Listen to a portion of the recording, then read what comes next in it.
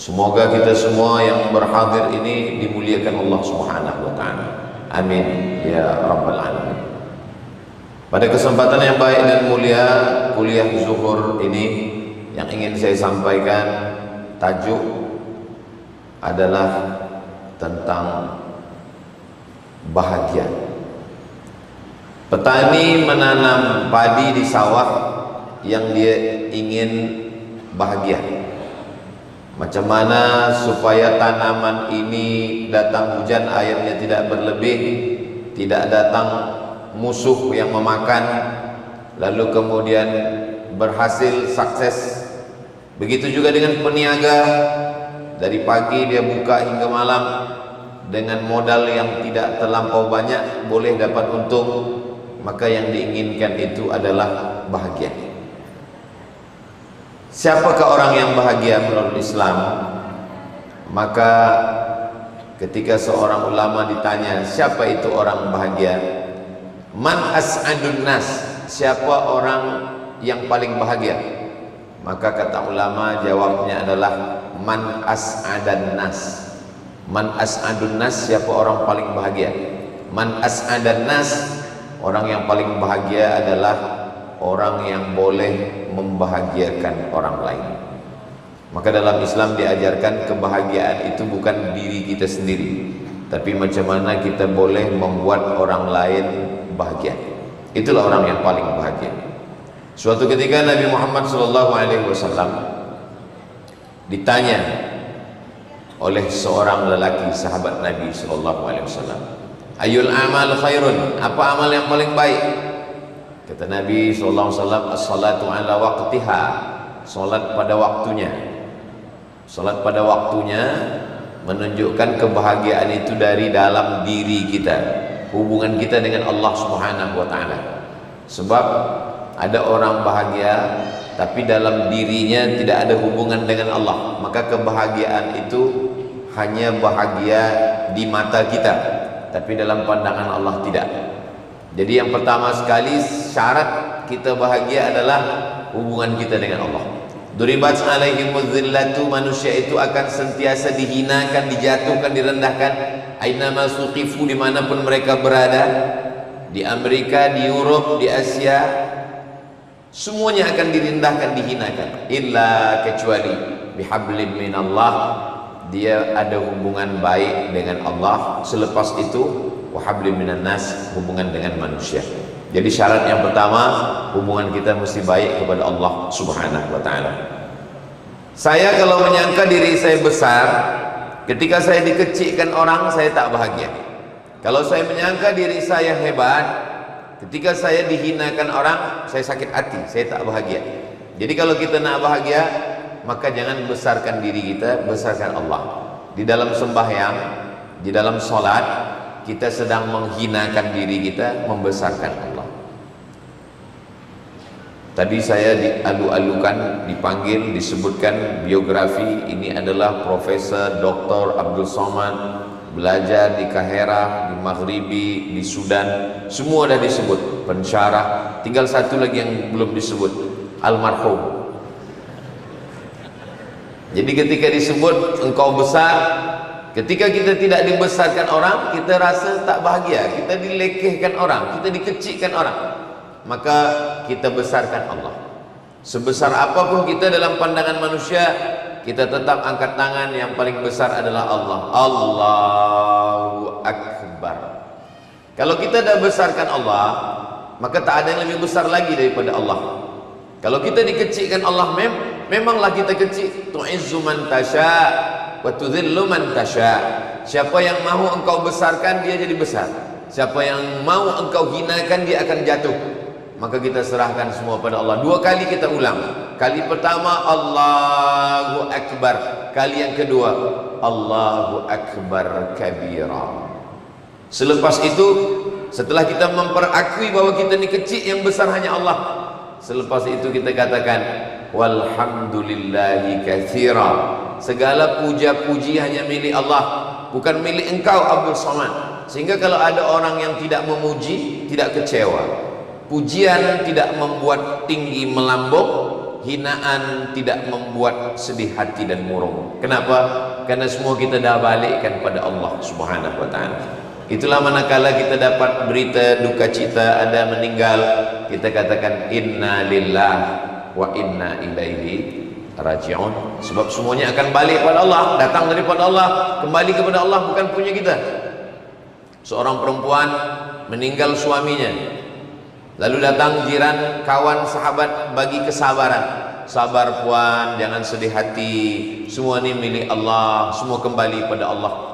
Kata istrinya, memanglah saya dah balikkan semua pada Allah. Inna lillahi wa inna ilaihi raji'un. Semua balik kepada Allah Subhanahu wa taala.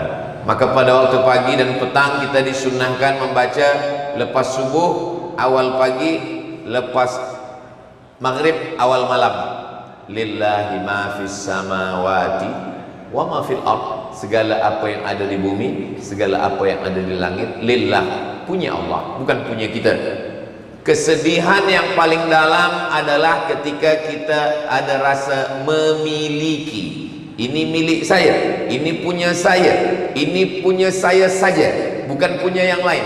Tapi bila rasa memiliki ini dah kita balikkan pada Allah, Allah pinjamkan pada saya sekejap, lepas itu dia ambil balik, bukan punya saya. Kebesaran, kemuliaan punya Allah. Allahu Akbar. Pujian juga punya Allah. Walhamdulillahi katsiran. Suci.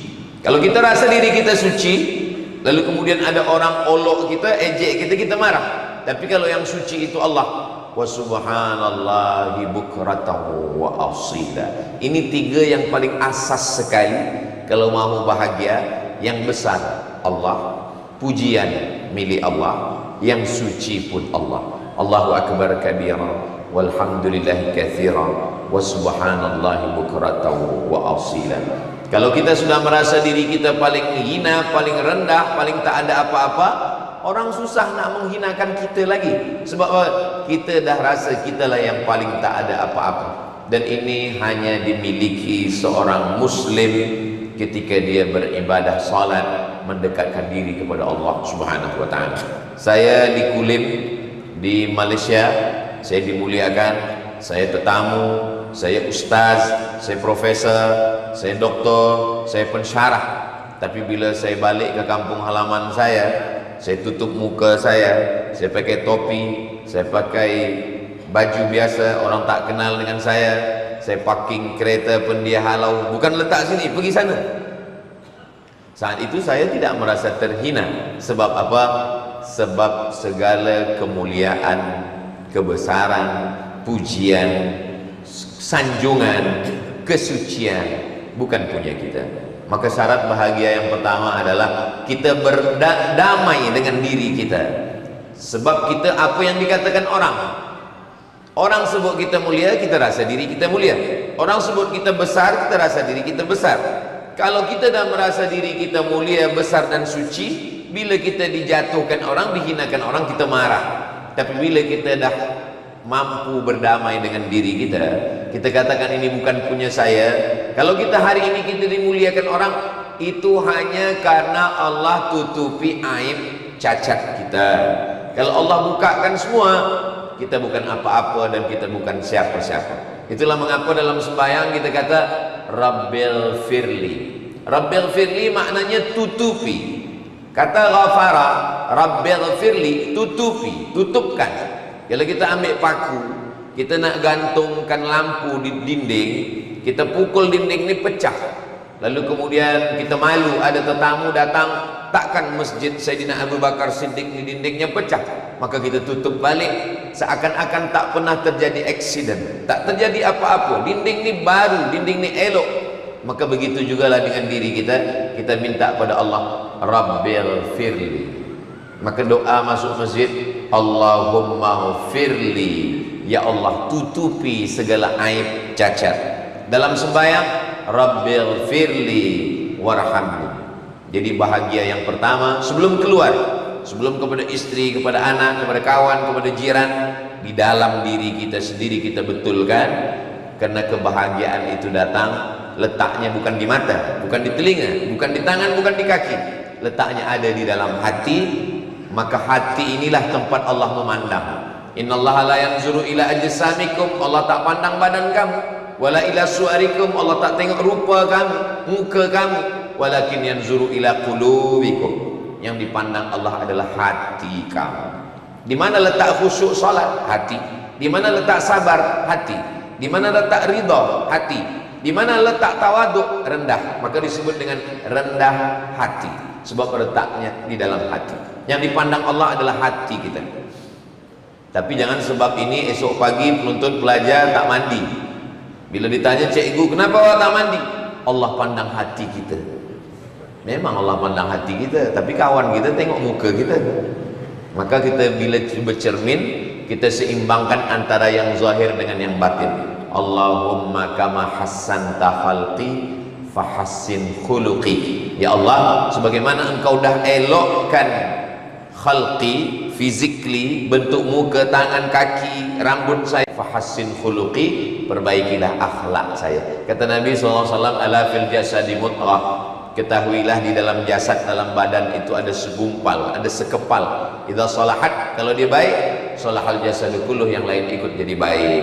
Wa idza fasadat, kalau dia rosak, yang lain pun ikut menjadi rosak. Maka perbaiki hati, betulkan hati.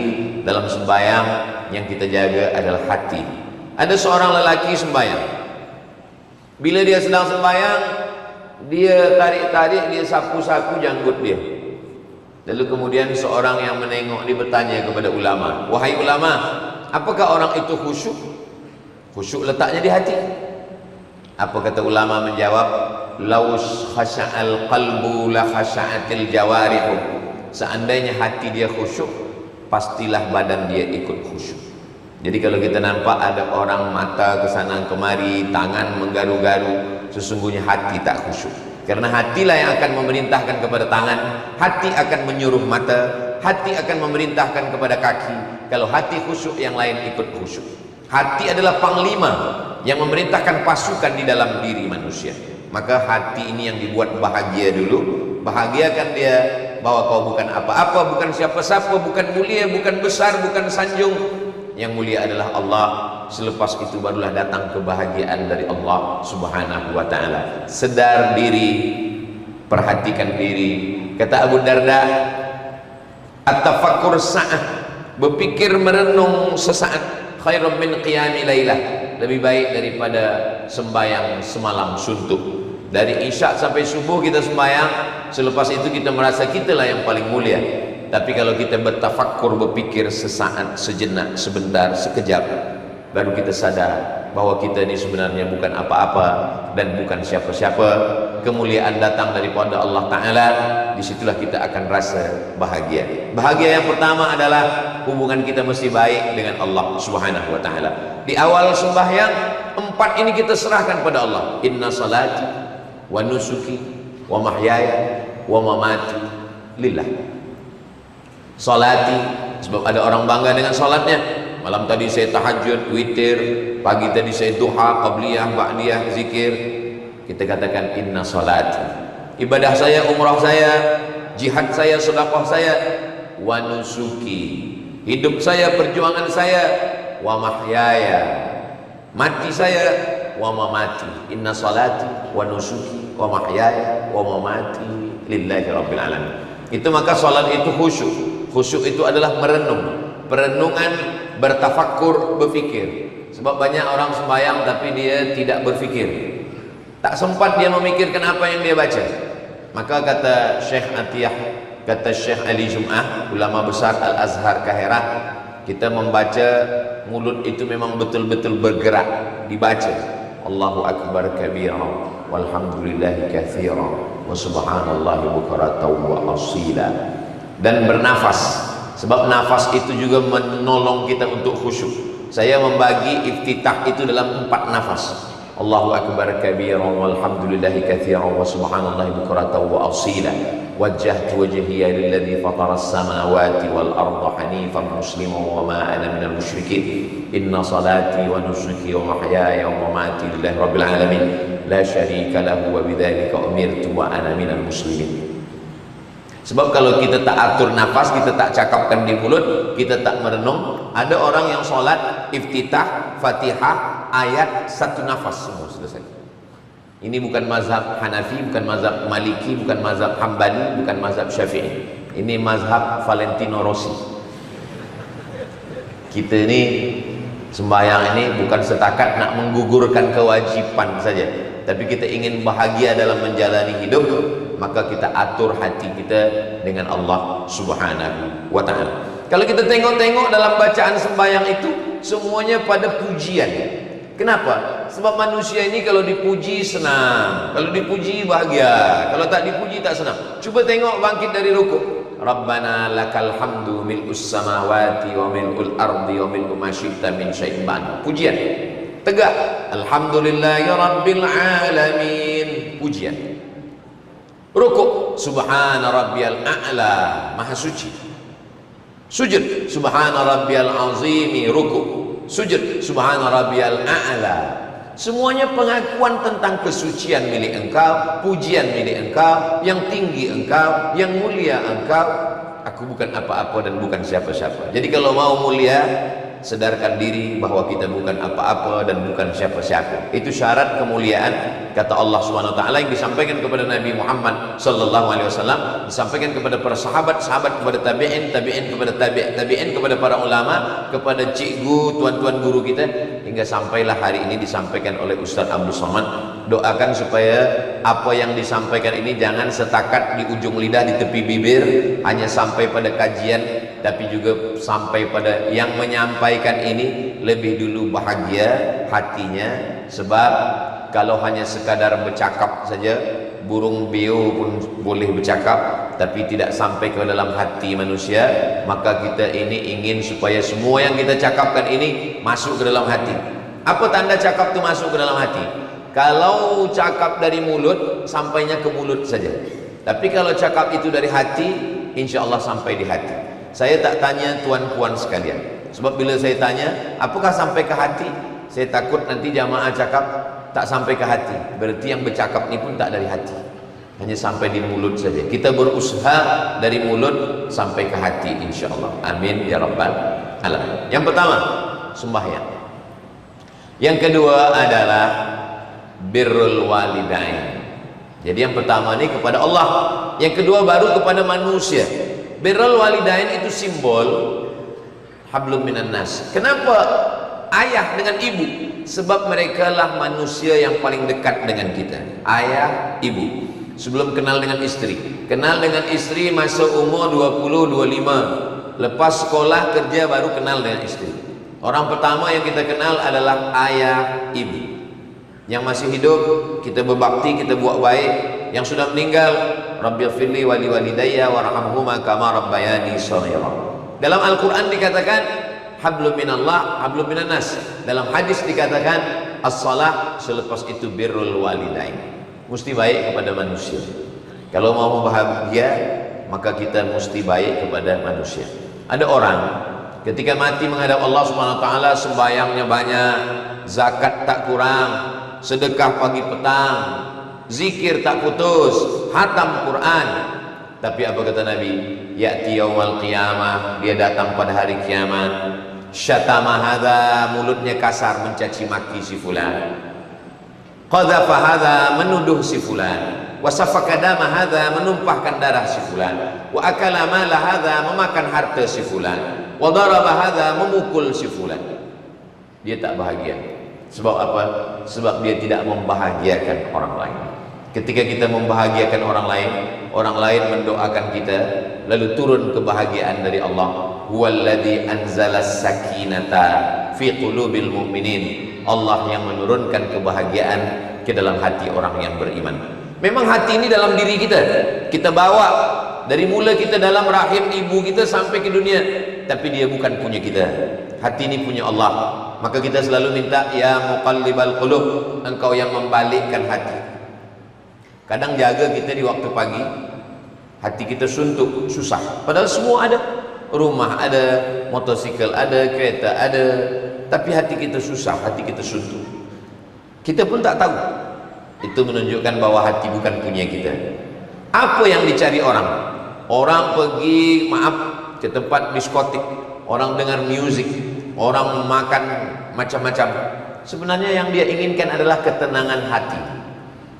Makan nasi tak tenang, minum tea tak tenang, makan sabu-sabu baru tenang, makan narkotik baru tenang. Ketenangan yang bukan dari Allah Subhanahu wa ta'ala. Yang kita inginkan adalah ketenangan dari lubuk hati yang paling dalam, sebab kita berbuat baik pada orang lain. Siapa orang yang paling baik? Orang yang paling bermanfaat. Siapa orang paling mulia? Orang yang memuliakan orang lain. Siapa orang paling baik? Orang yang berbuat baik pada orang lain. Maka dalam Islam diajarkan khairun nas, sebaik-baik manusia, anfa'uhum linnas, dia boleh bermanfaat buat orang lain. Dalam Islam diajarkan pelepah kayu pun bermanfaat buat orang lain. Nabi ambil pelepah kurma, fasyaqqahu nisfain, Nabi belah dua. Selepas itu Nabi cucukkan ke kubur. Sahabat heran, lima fa'alta hadza, kenapa engkau lakukan ini ya Rasulullah? Apa manfaat daripada membelah pelepah kurma, mencucukkannya ke kubur? Kata Nabi, la'allallah an yukhaffifa 'adzabahuma ma lam yaybasa, semoga azabnya ringan selama pelepah kurma ini basah. Lalu kata Imam Nawawi bagi komen terhadap hadis ini dalam kitab Al-Minhaj Syarah Sahih Muslim Ibn Al-Hajjaj, kalau tasbih pelepah kurma sampai pada orang mati, apalagi tasbih, tahlil, tahmid dan bacaan Quran orang beriman.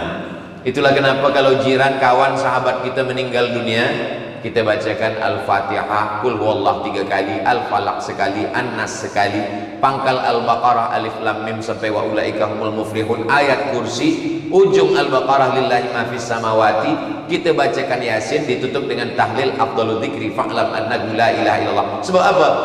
Sebab dia kawan, jiran, sahabat. Kita tak boleh balas budi baik dia. Apa kata orang Melayu? Pisang emas buat belayar, masak sebiji dalam peti, hutang emas dapat dibayar, hutang budi dibawa mati. Maka kalau kita tak sempat balas kebaikannya, kirimkan Al-Fatihah, lalu dikubur. Walaupun saya tak kenal minta kubur siapa. Dalam perjalanan tadi di atas bukit saya tengok ada kubur, lalu dalam hati saya bacakan Assalamualaikum ya ala diyar minal mu'minin wa inna insyaallah bikum lahiqun yarhamullahu mustaqdimina wal mustakhirin, nas'alullah lana wa lakumul afiyah. Saya tak hafal yang panjang Ustaz, hafaz yang pendek saja. Assalamualaikum ya ahlal kubur. Yang pendek pun tak hafaz, gerak-gerakkan saja mulut, supaya kawan kita tak tahu apa yang kita baca. Kita tetap doakan Allah maghfir lahum warhamhum wa'afihim wa'fu anhum. Macam mana kita boleh bermanfaat buat orang lain? Hari ini kita tengok manusia, dia tak berfikir apa manfaat dia untuk orang lain, tapi dia banyak memanfaatkan orang lain. Apa yang boleh saya ambil dari si fulan, apa yang boleh saya ambil dari si fulan. Orang macam ini, maka sampai bila-bila dia tidak akan bahagia. Kenapa? Karena kebahagiaan dia hanya karena boleh mengambil manfaat dari orang lain. Kalau boleh ambil manfaat dari dia, bahagia. Tak boleh ambil manfaat dari dia, tak bahagia. Sedangkan kita, sebesar apa kita boleh menolong orang lain, bila Allah akan menolong kita? Wallahu fi aunil abdi maka al abdu fi auni akhi. Allah akan menolong seorang hamba bila mana hamba itu mau menolong saudara.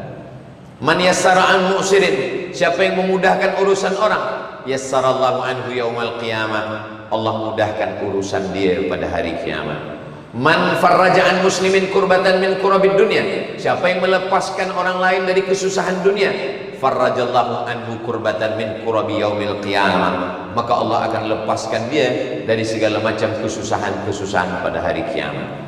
Jadi kalau boleh kita memudahkan urusan orang, membagikan kemudahan-kemudahan, maka itu semua adalah, tapi bukan berarti bagi kemudahan lalu kita rosakkan semua perundang-undangan, bukan itu maksudnya.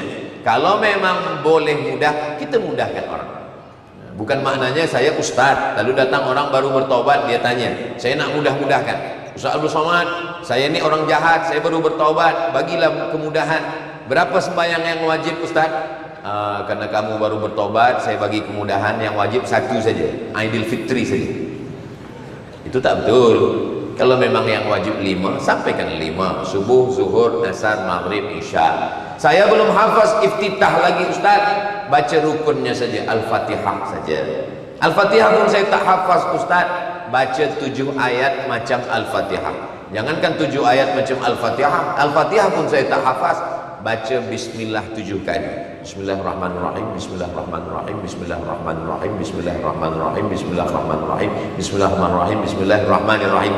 Sama dengan 7 ayat. Bagi mu'allaf yang baru masuk Islam, belum hafaz Al-Fatihah, masuk Islam pukul 11, pukul 1 sembahyang zuhur, dia belum hafaz lagi. Fatihah rukun sembahyang. La salata liman lam yaqra bi Fatihatil kitab. Itulah cara dia. Nanti asar maghrib dia dah hafaz Al-Fatihah 7 ayat, baru dia teruskan. 7 kali basmalah pun tak sanggup, mati aja lah. Apa lagi yang boleh kita lakukan? Perbuatan baik kita lakukan, membahagiakan orang lain. Kata Nabi, idza tabakhta, kalau engkau memasak, fa'aksir ma'aha, banyakkan kuah. Kalau masak, banyakkan kuah. Untuk apa banyakkan kuah? Bagi kepada jiran. Jiran kita ni berapa banyak? Kata Imam Sufyan Ats-Tsauri, jiran kita adalah 40 rumah. 40 rumah ke hadapan, 40 rumah ke belakang, 40 rumah ke kanan, 40 rumah ke kiri. Zaman dulu begitu. 40, 40, 40, 40. 4 arah angin, 40. Sekarang 40 ke atas, 40 ke bawah. Sebab dia duduk di kondo. Maka semua ni jiran. Kalau kita mati, inilah yang akan datang tolong jenazah kita, memandikan, mengkafankan, mensolatkan, mengkuburkan. Walaupun kita ada saudara kandung, seibu sebapa, kaya raya, dia tak boleh tolong kita, jauh. Dia sedang di luar negeri, luar negara. Tapi bila jiran kita baik, kawan kita baik, iman ni di dalam. Tapi macam mana kita boleh tahu orang beriman? Nampak keluar. La yu'minu ahadukum, kamu belum beriman hatta yuhibba li akhi, sampai sayang kepada saudara ma yuhibbul nafsih, sama macam sayang pada diri sendiri. Ada satu buku judulnya The Miracle of Giving, keajaiban ketika kita membagi pada orang lain. Pada tahap awal kehidupan kita, kita rasa nikmat menerima. Tapi nanti bila kita dah dewasa, bila kita dah agak tua sikit, yang muda-muda belia belum merasakan itu. Nanti umur 40, 50, kita akan merasakan nikmat membagi. Ada seorang datang kepada Nabi mengadu, ya Rasulullah, an qaswatil qalbi, hatinya keras. Macam mana boleh melembutkan hati?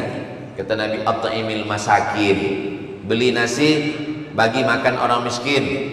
Pergi ke tempat fakir miskin, anak yatim. At'imil masakin, bagi makan orang miskin. Wamsah ra'sal yatim, sapu kepala anak yatim. Menyapu kepala anak yatim, menengok dia makan, menyejukkan hati kita, menenangkan hati kita. Rasa hati yang kering terasa basah. Menengok dia menyuap, Allah membarik lana. Tapi saya tak kaya Ustaz Abdul Samad, saya tak mampu bagi semua anak yatim yang banyak. Balik dari office pada masa weekend, pada masa cuti, kita beli nasi beberapa bungkus, kita pergi ke tempat anak yatim.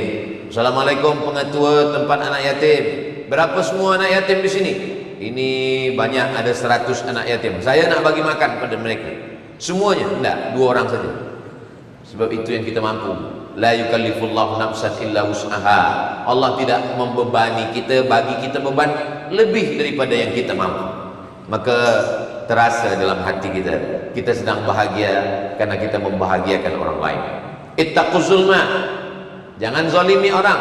Fa inna zulma zulumatun yaumal qiyamah. Kerana kezaliman itu akan menjadi kegelapan pada hari kiamat. Ada seorang raja, penguasa, lalu kemudian tiba-tiba saja dia sedang makan ikan, durinya tersangkut, lalu kemudian tidak sihat-sihat. Dipanggillah tabib, dipanggil doktor, tak juga sihat. Kemudian dipanggillah seorang ulama yang kasyaf, ulama yang tersingkap hijab. Disingkapkan Allah hijab kerana riyadhah dia tahan makan, dia tahan minum, dia tahan tidur. Selepas itu dia beribadah, disingkapkan Allah. Dalam tasawuf namanya kasyaf. Kasyaf itu artinya tirai hijab yang tersingkap. Tadi ada hijab, saya tak boleh nampak puan. Puan semua tertutup hijab. Sekarang hijab dah terbuka. Ini namanya kasyaf, tersingkap hijab. Kata dia, awak ada zalimi, aniaya orang. Itulah kenapa duri ini tersangkut. Oh betul, saya baru ingat.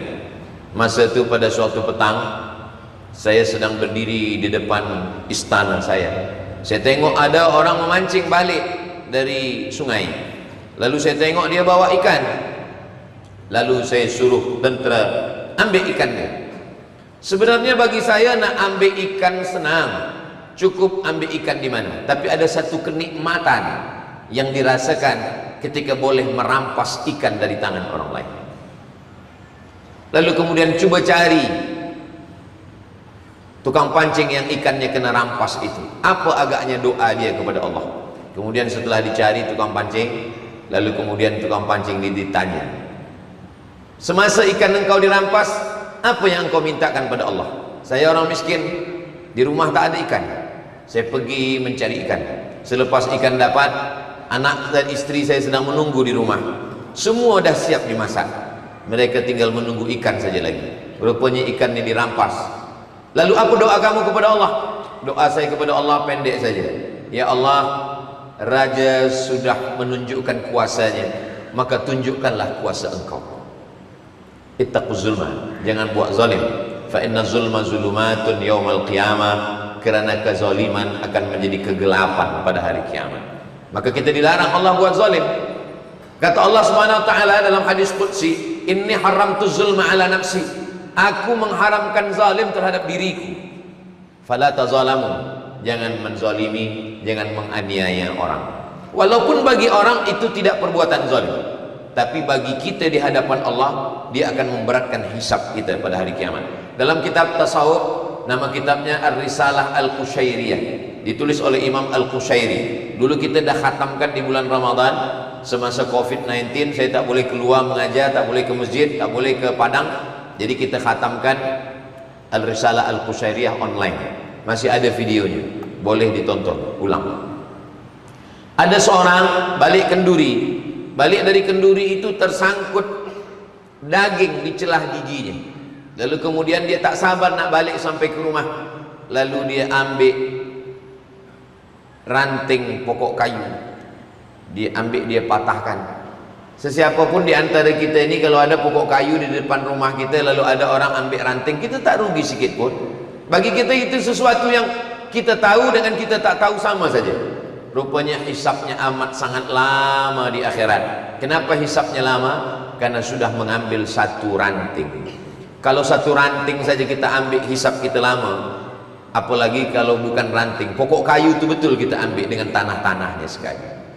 Kata Nabi SAW, siapa yang mengambil sempadan, ini rumah tuan, ini rumah saya, ini tanah saya, ini tanah tuan, lalu kita tegakkan pancang sempadan, lalu malam-malam tak ada orang menengok, semua sedang tertidur lelap, lalu kita ambil tiang pancang, kita alihkan satu jengkal. Kata Nabi SAW, man qata'a, siapa yang memotong sempadan pancang shibran, qaida shibrin, satu jengkal, tuwiqa, maka lehernya akan dililit sab'i aradin, 7 lapis tanah, sejengkal 7 lapis tanah ke bawah akan dililitkan. Tuwiqa, tuwiqa maknanya akan dililitkan di lehernya di hadapan Allah Subhanahu wa taala. Manakala saya sampaikan tentang sejengkal tanah sempadan, lalu kata jamaah, alhamdulillah Ustaz Abdul Somad, saya tak pernah ambil sejengkal. Berapa? 5 meter saya ambil. Macam mana azab kita di hadapan Allah Subhanahu wa taala. Kalau dosa kepada Allah, kita pergi umrah, menangis di pintu Ka'bah, labbaik Allahumma labbaik, habis tawaf, sa'i, tahallul, cukur rambut semua. Macam mana kepala kita bersih dari rambut, begitulah badan kita bersih dari dosa. Sembayang, orang yang sembayang 5 waktu, subuh, zuhur, asar, maghrib, isya, sama macam orang buat rumah di tepi sungai. Mandi satu hari 5 kali, mandi subuh, mandi zuhur, mandi asar, mandi maghrib, mandi isya, tambah 2 kali lagi, mandi duha, mandi tahajud malam, bersih, tak ada daki, tak ada kotor di badan. Tapi itu kalau kepada Allah.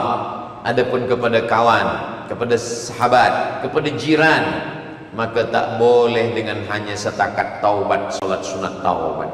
Maka Nabi SAW tak ada aniaya orang. Itu kenapa Nabi bahagia, sebab dia tak ada buat aniaya pada orang, tak ada zalim pada orang. Nabi meninggal hari Isnin, 5 hari sebelum meninggal, hari Rabu. Rabu, Khamis, Jumat, Sabtu, Ahad, Isnin. Rabu, Khamis, Jumat, Sabtu, Ahad, Isnin. Hari Rabu Nabi naik ke atas mimbar. Apa kata Nabi? Man jalattu lahu zahran. Siapa yang pernah kena cambuk, aku mencambuk kuda. Rupanya dia ada di balik kuda itu dan ujung cambuk ni kena belakang dia, kena pundak dia. Hadza zahri, ini pundak Muhammad, falyastaqim minhu, sila balas. Man kuntu syatamtu lahu irdan. Siapa yang cakapku menyakiti perasaannya, tersinggung dia kerana cakap saya, kata Nabi, hadza irdi, ini harga diri saya, sila balas. Siapa nak balas, balaslah. Sahabat semua tertunduk. Mereka tak nak balas. Mereka cintakan Nabi. Mereka dah maafkan Nabi lama lagi. Sebelum Nabi buat pun mereka dah bersih hati. Kata Nabi, siapa yang ada aku pinjam wangnya, lalu sekarang dia nak minta balas sebab aku lupa. Tegak seorang sahabat Nabi. Apa kata Nabi? Apa kata sahabat? Inna laka alayya thalatha darahim. Engkau ada hutang 3 dirham. Wang emas namanya dinar, wang perak namanya dirham. Nama Nabi tak ada duit kertas, yang ada duit perak dan emas. Kata Nabi kepada sahabat Fadl bin Abbas, saudara kandung Abdullah bin Abbas, anak Abbas bin Abdul Muttalib, sepupu Nabi, sewali Nabi, ayah Nabi dengan adik-beradik kandung. Kata Nabi kepada Abbas, idfa' ya Fadl, bayarkan wahai Fadl. Aniaya zalim jangankan kepada orang Islam, orang tak Islam sekalipun tak boleh kita aniaya. Nabi SAW meninggal. Ketika Nabi meninggal, baju besinya hilang. Baju besi dipakai untuk perang supaya pedang tak mengena jantung. Kalau kena tangan kita masih boleh hidup, tapi kalau kena jantung, bocor jantung, darah tumpah mati, maka kena pakai baju besi. Baju besi Nabi hilang. Dicari-cari mana baju besi. Rupa-rupanya baju besi Nabi wadir'uhu marhunatun inda Yahudiyin, di tangan orang Yahudi. Sahabat bertanya, wahai Yahudi, dari mana kau dapat baju besi? Baju besi ini dipinjamkan Nabi kepada saya sebagai gadai, sebab dia minjam 30 sa' gandum. Bithalathina sa'an, 30 sa' gandum dia pinjam pada saya, sebagai jaminannya, garantinya adalah baju besi. Lalu sahabat menebus, bayar 30 sa' gandum, baju besi diambil balik kepada Yahudi yang tak Islam.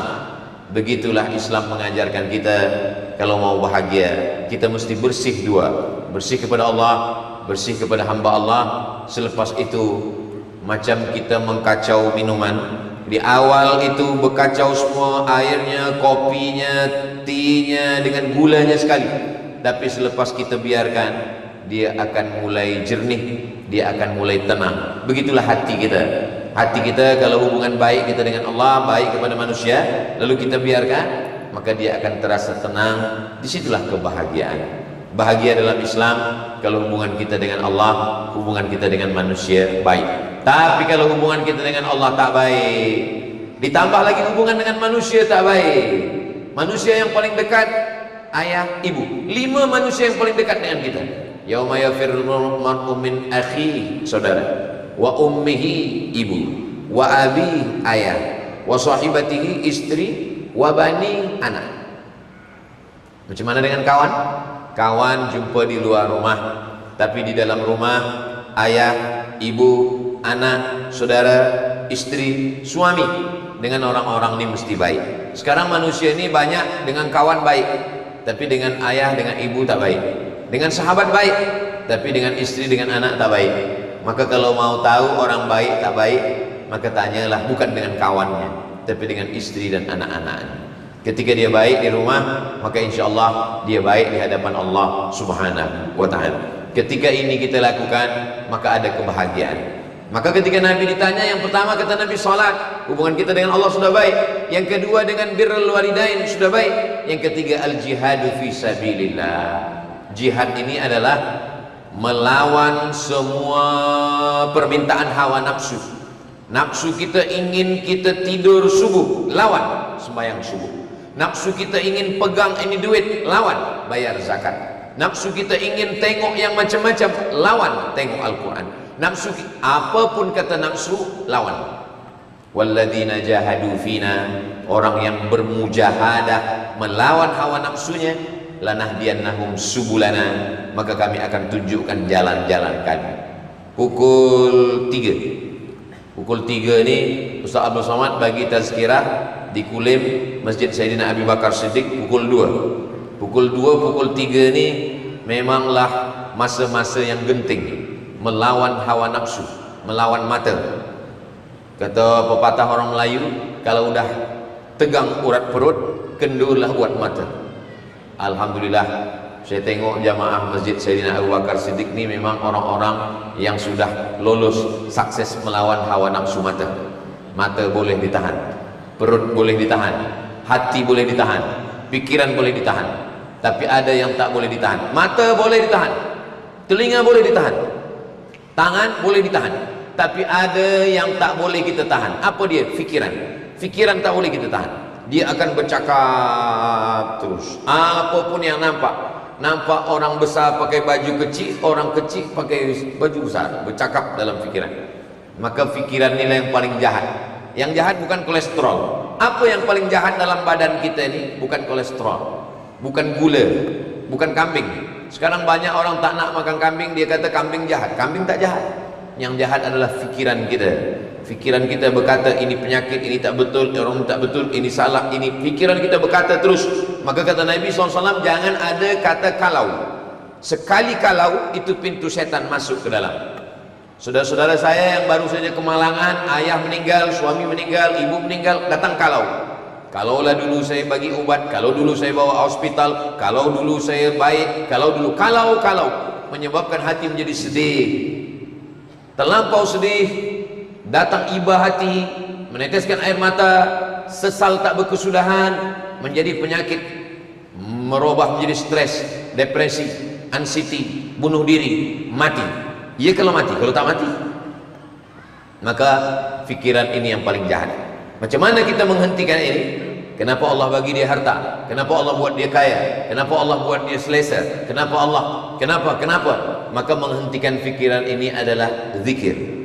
Saya sampai hari ini, walaupun ibu saya, mak saya sudah meninggal 5 tahun, 18 Mac 2019, sekarang dah 2024, tak lama lagi 2025, 6 tahun. Tapi fikiran saya tetap berfikir, kenapa dulu saya tak bawa jalan ke Malaysia, kenapa dulu saya tak bawa berubat, kenapa dulu saya tak bahagiakan, kenapa. Menghentikan fikiran itu adalah zikir. Maka bila datang fikiran macam-macam, saya terus bacakan untuk almarhumah Al-Fatihah. Apa zikir? Subhanallah zikir, Alhamdulillah zikir, Allahu Akbar zikir, la haula wala quwata illa billah zikir, Allahumma salli ala sayyidina Muhammad zikir, membaca Al-Quran zikir. Jadi kalau ada orang berfikir macam-macam, terus dia berzikir Subhanallah walhamdulillah wa la ilaha illallah wallahu akbar wa la haula wala quwata illa billahil aliyyil azim. Banyak sekali zikir. Atau dia baca Quran, Bismillahirrahmanirrahim, Yasin wal Qur'anil Hakim, innaka laminal mursalin ala siratim mustaqim tanzilal azizir rahim litunzira qauman. Ketika kita baca ayat-ayat ini, fikiran kita berhenti. Itu kenapa orang disuruh membaca Quran, supaya menghentikan fikiran. Kenapa orang disuruh berzikir? Afdalul zikri fa'lam annahu la ilaha illallah, la ilaha illallah, la ilaha illallah. Tapi zikir yang terlampau banyak, subhanallah zikir, alhamdulillah zikir, Allahu akbar zikir, la haula wala quwwata illa billah zikir, salat zikir, baca Quran zikir, maka banyak jamaah yang confused. Mana zikir ni sebenarnya? Kata guru saya dulu di Sudan, Syekh Omar Al-Ma'ruf Ali, kata dia, Abdul Somad, saya bagi kepada engkau zikir 3. Yang pertama istighfar, astaghfirullahalazim, astaghfirullahalazim, astaghfirullahalazim. Setelah bersih, engkau isi dengan salawat, Allahumma salli ala sayyidina Muhammad wa ala ali sayyidina Muhammad, Allahumma salli ala sayyidina Muhammad wa ala ali sayyidina Muhammad. Yang ketiga adalah zikir yang paling afdal, tahlil, la ilaha illallah, la ilaha illallah. Tapi zikir juga bukan maknanya kita zikir lalu kita tak ada komunikasi dengan manusia. Kita tetap bercerita, bercengkrama, bercakap-cakap dengan orang. Saya tidak juga mahu selepas ini jamaah ini tak ada bercakap lagi dengan orang, menganggap orang ini hanya merosakkan fikiran dia. Selepas dari sini dia tanya, macam mana program kita nanti weekend ini? Subhanallah walhamdulillah wala ilaha. Kita tetap bercakap, padahal perkara yang baik-baik. Tapi kalau cakap ini menyebabkan kita menjadi susah hati, riba, namimah. Ribah menceritakan aib orang lain, namimah membawa-bawa cakap orang lain. Maka kalau ini lebih baiklah kita say goodbye, selepas itu kita sibukkan diri kita dengan zikir kita. Tuba liman syaghalahu aibuhu an uyubin nas. Berbahagialah orang yang sibuk dengan dirinya, dengan hatinya, dengan fikirannya, sehingga dia tak sempat memikirkan aib orang lain. Sibuk memikirkan aib cacat kekurangan dirinya, sehingga dia tak sempat memikirkan aib orang lain. Syarat bahagia 3, perbaiki hubungan dengan Allah, perbaiki hubungan dengan manusia, kendalikan hawa nafsu, banyak berzikir, maka insya Allah kita bahagia. Bahagiakah Ustaz Abdul Somad? Bahagia bukan pada benda, bahagia ada pada rasa. Rasa tak boleh diungkapkan, sebab rasa yang ada di hati saya sekarang tak sama dengan rasa yang ada di hati puan-puan sekalian. Kita semua bahagia. Bahagia kita bukan karena benda, bahagia kita karena Allah, bahagia kita karena hamba Allah, bahagia kita karena menang melawan hawa nafsu kerana pertolongan Allah Subhanahu wa ta'ala. Itulah 60 menit yang dibagikan waktu kepada saya. Dimanapun Ustaz Abdul Somad bagi tazkirah, itu tak kurang tak lebih daripada 60 menit. Yang boleh dengar, boleh ingat, alhamdulillah. Nanti bila balik ada kawan jiran yang tak datang hari ini bertanya, siapa tadi yang bagi tazkirah di Masjid Sayyidina Abi Bakar Siddiq Kulim? Ustaz Abdul Somad. Apa yang dia sampaikan? Syarat bahagia ada 3. Apa yang 3 itu? Saya pun tak ingat entah apa kata dia, sebab saya terlampau bahagia tadi. Boleh diulang balik, nanti boleh ditonton di channel Ustaz Abdul Somad Official. Jangan lupa subscribe, like, share, and comment, supaya kita boleh bahagia. Kebahagiaan kerana benda, kalau benda hilang susah hati. Bahagiaan kerana manusia tak boleh pagi jadi kawan, petang jadi lawan. Bahagia kerana benda hilang kita jadi susah. Tapi kalau bahagia kita kerana Allah, kerana hubungan dengan Allah, kerana hamba Allah yang baik-baik, kerana menang melawan hawa nafsu, kerana pertolongan Allah, itulah bahagia yang hakiki, yang sejati, yang sebenar-benar bahagia.